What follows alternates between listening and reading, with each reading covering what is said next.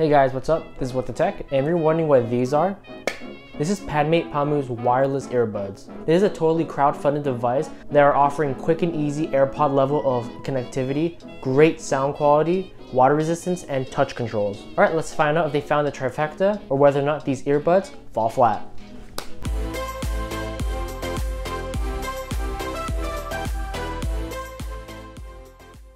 Alright, so first off, let's start off with auto pairing. That's something that isn't that much of a hassle anymore nowadays with how Apple does it and how the newest iteration of Android handles Bluetooth earbuds, but the initial pairing could be a pain for some people. One of the cool things that the PaMu earbuds can do is that it's automatically seeking for a new connection once you turn it on. When you open the case for the first time after charging, you take out the left earbud, that's the master by the way. It'll automatically go into pairing mode and it'll have a blue flashing LED to indicate that it's ready to go. After you initially pair the left master, the right will follow suit, and you should hear something along the lines of power on, discovering, connected.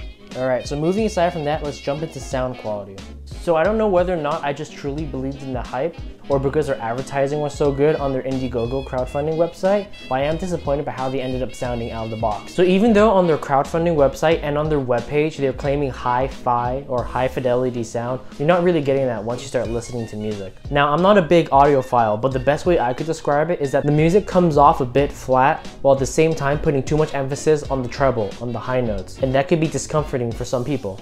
However, one way I was able to make these sound a heck of a lot better was to go into iOS's music settings and to change the EQ itself. I personally use bass booster, or if you scroll all the way down, you can click treble reducer to make it sound better in my opinion. They use a larger 10mm auto dynamic driver that gives noticeably more bass as compared to the AirPods, and they're also slightly punchier as well, but not as tight. It's a nice thing to have, especially since you don't have any cables holding you down in a truly wireless product. To compare it to something I personally own, the AirPods do overall sound a lot better, but you are getting more bass out of Padmate's PaMu earbuds. If you're a bass head, these are something that you can really enjoy. But if you're going to compare the PaMus against something that's in the same price range, since the AirPods are actually more expensive, you can probably compare them best to the Jaybirds Freedom. I think the Freedoms sound better and deliver a punchier bass, but you have to be okay with the sacrifice you're making. The PaMus are wireless, the Freedoms have a wire to hang on your neck. Also, thanks to it being an earbud tip device, it aids in passive noise cancellation. There's no active noise cancellation, but if you've got a good seal of the right ear tip, it wouldn't matter anyways. Luckily, Padmate does provide you with 3 total sizes to try out. Okay, for the fun part, I'm gonna test the water resistance of these guys now.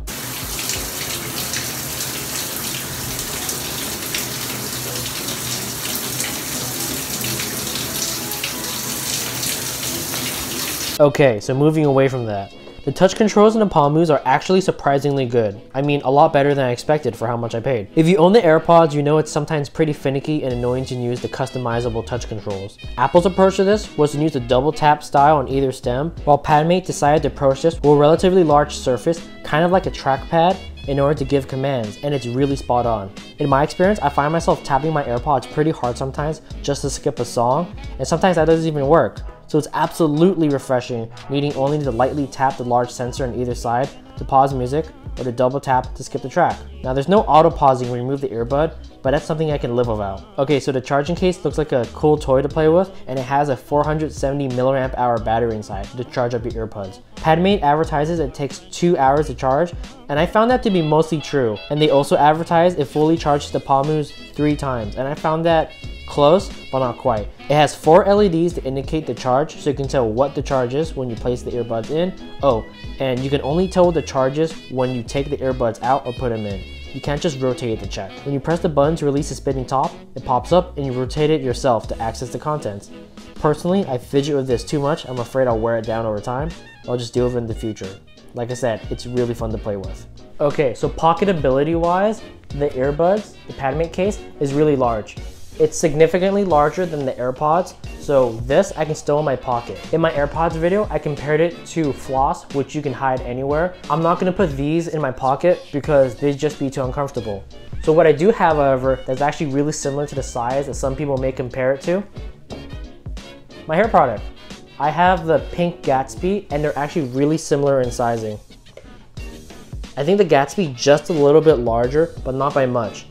It's also a little taller too. So in a different universe, this would have more battery. Build quality wise, it does feel a little cheap however. it could come out to be a little tinny, and when you open it, you can't close it from the opposite side of the stem. You have to close it from where the stem actually is.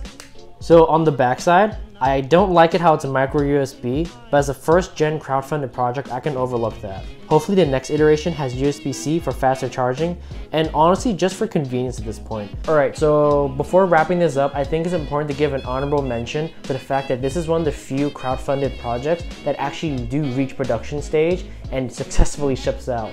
I've seen a lot of projects that ended up failing, but this is one of those that actually did deliver.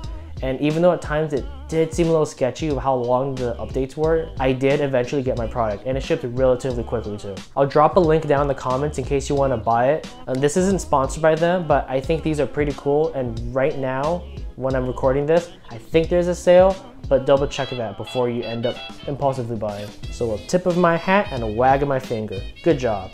Alright, and that's what makes this part weird. I can't recommend it to anyone at full price. So traditionally it's going to cost you $109, and at that price range, there are too many competitors that do the exact same thing really well. You have your Jaybird Freeze, which are actually a little bit cheaper, but the thing is, they also have a wire, but they sound a heck of a lot better.